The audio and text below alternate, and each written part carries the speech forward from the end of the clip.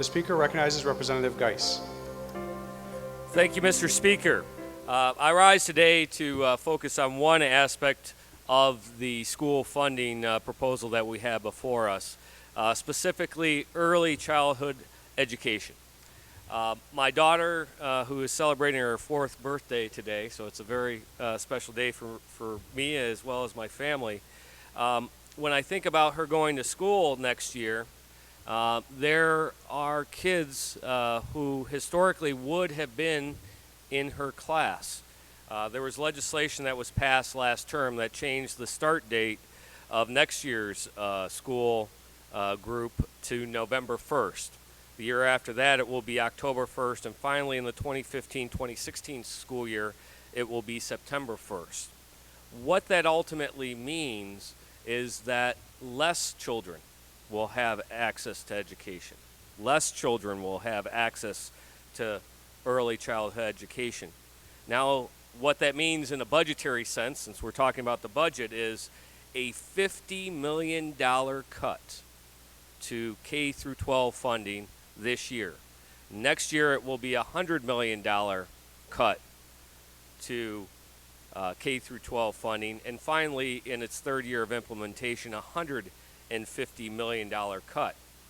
Now, I have seen some headlines that have stated that we are investing more in early childhood education, and the last look at the budget, there is a $50 million increase in early childhood education this year.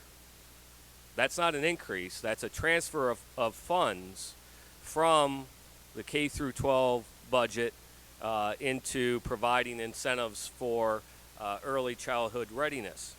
My concern is that those students who would have otherwise gone to school when they were 4.5, 5 years old will be sitting at home with no access, because within that transfer to early childhood education programs, it does not address transportation.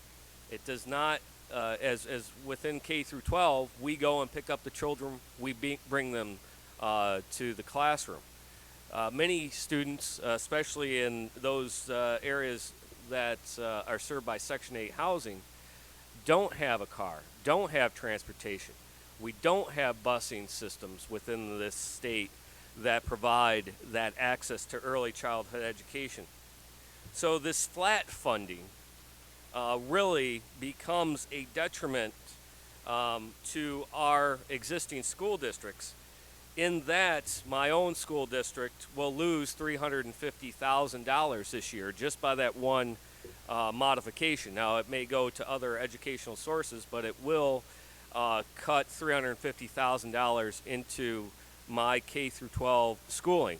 Now, to put that in the context, the $5 increase per pupil in my district would account for $35,000. So only a 10% of what they've lost. And that will impact our children in those existing K through 12 schools. So, as we've heard the governor mention many times in the State of the State, we do need to focus on pre-K through college. My focus here today is to say that we haven't even focused on those most at risk, which are those that need early childhood education, kindergarten education, and access to education at all.